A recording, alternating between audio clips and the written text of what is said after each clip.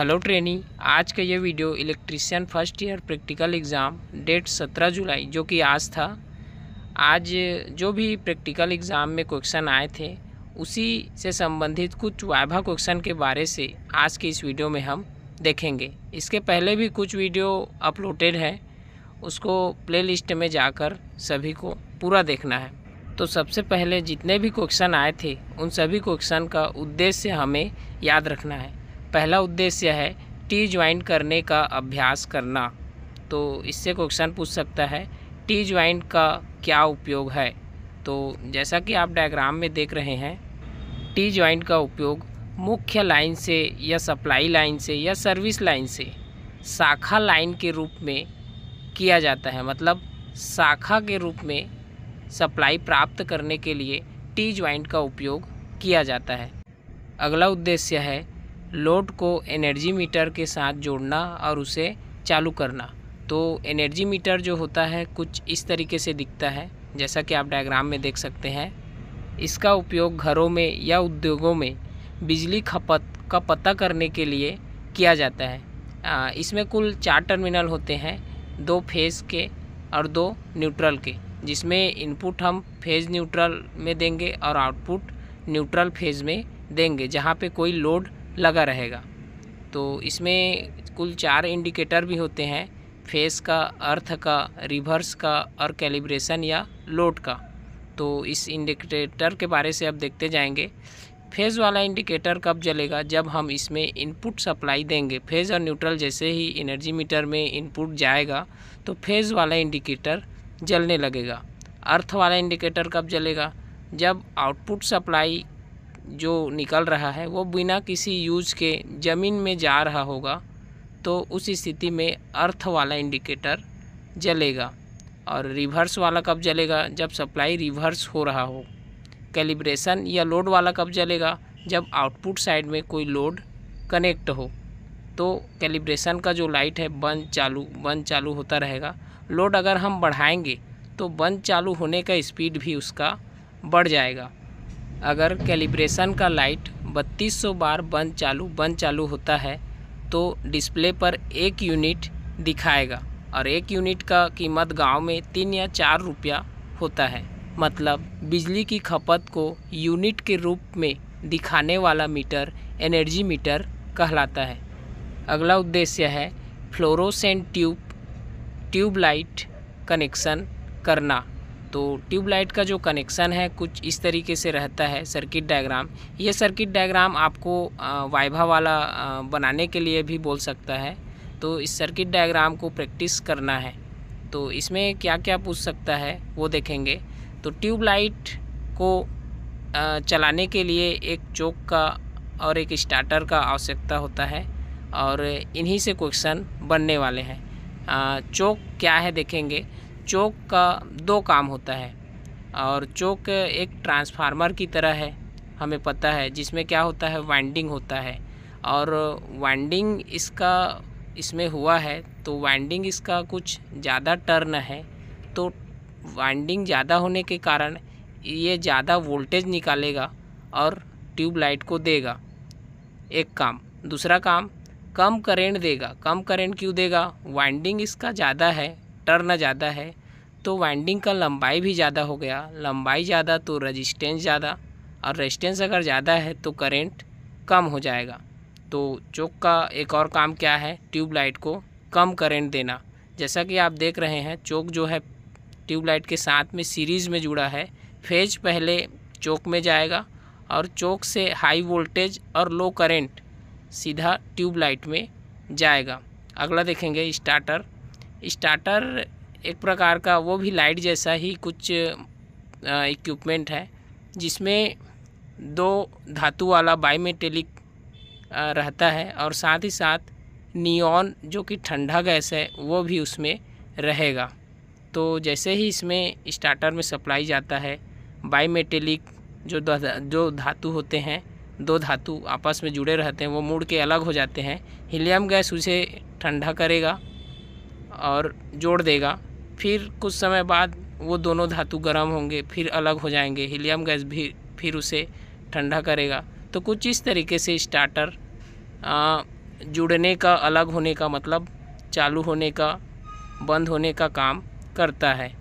तो जैसे ही starter circuit को बंद करके चालू करता है या खुला करके जैसे ही जोड़ता है तो उस चोक से ज़्यादा वोल्टेज निकलेगा और ट्यूबलाइट में पहुंचेगा और ट्यूबलाइट हमारा जलने लगेगा।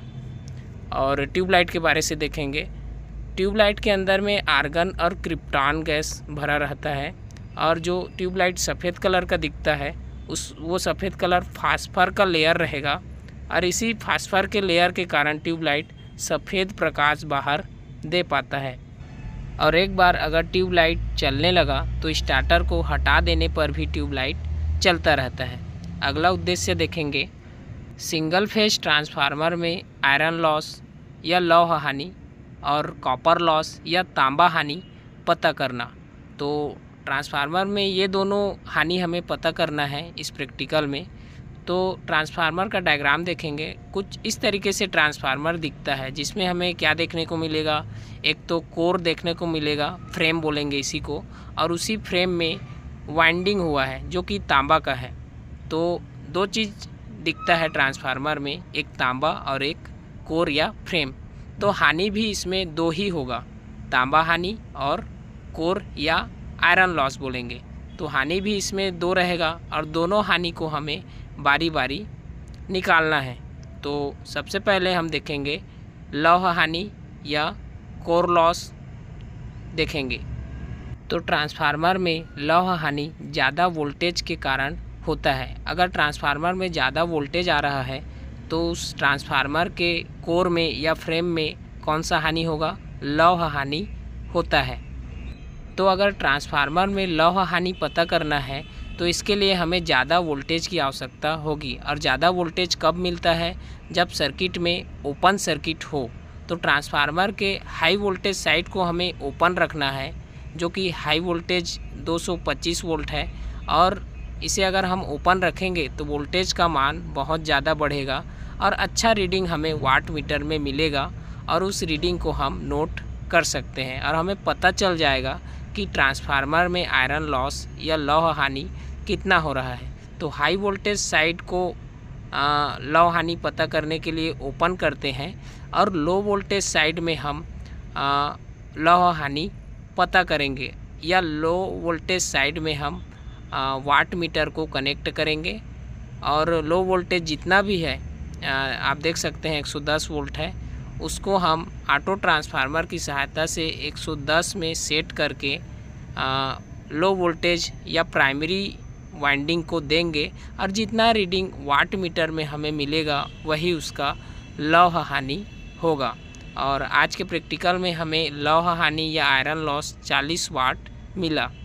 अगला है तांबा हानि या कॉपर लॉस। तो ट्रांसफार्मर में कॉपर लॉस कब होता है, जब ट्रांसफार्मर में ज़्यादा करंट आने लगता है। तो जैसे ही ट्रांसफार्मर में ज़्यादा करंट आएगा उसका वाइंडिंग का जो कि कॉपर का होता है वो कुछ ख़राब होने लगेगा या गर्म होकर जलने लगेगा। तो वो हानि क्या कहलाता है, ट्रांसफार्मर का तांबा हानि या कॉपर लॉस कहलाता है। तो कॉपर लॉस के लिए हमें देखने के लिए हमें ज़्यादा करंट की आवश्यकता होगा। तो ज़्यादा करंट हमें कब मिलेगा, जब हम ट्रांसफार्मर के सेकेंडरी साइड को शॉर्ट सर्किट करेंगे। शॉर्ट सर्किट में हमें पता है करंट का मान बढ़ जाता है और वोल्टेज का मान कम हो जाता है।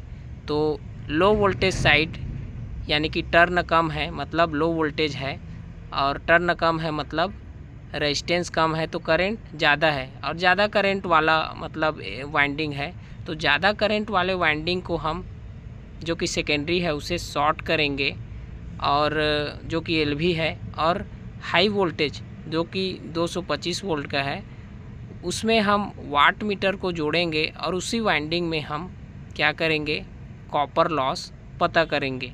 मतलब हाई वोल्टेज साइड में हम कॉपर लॉस पता करते हैं और लो वोल्टेज साइड को हम शॉर्ट करते हैं। तो जो वोल्टेज है प्राइमरी वाइंडिंग का जो कि हाई वोल्टेज साइड है 225 वोल्ट है, और इसका कुछ रेटेड करंट भी होता है। फार्मूला है P = VI। निकालने के लिए P के जगह में ट्रांसफार्मर का जो पावर है 1000 वाट वो लिखेंगे। V के जगह में 225 वोल्ट लिखेंगे और I हमें निकालना है जो कि प्राइमरी वाइंडिंग का रेटेड करंट होगा। तो रेटेड करंट के हिसाब से हमें ऑटो ट्रांसफार्मर को घुमाते जाना है और जैसे ही रेटेड करंट में रुका हमें ऑटो ट्रांसफार्मर को उतने में रोक देना है और जितना भी रीडिंग वाट मीटर दिखाएगा वो हमें नोट कर लेना है और वही उसका क्या रहेगा, कॉपर लॉस या तांबा हानि होगा। तो आज के प्रैक्टिकल में हमें कॉपर लॉस 500 वाट मिला, मतलब 500 वाट का कॉपर लॉस हो रहा था उस ट्रांसफार्मर में।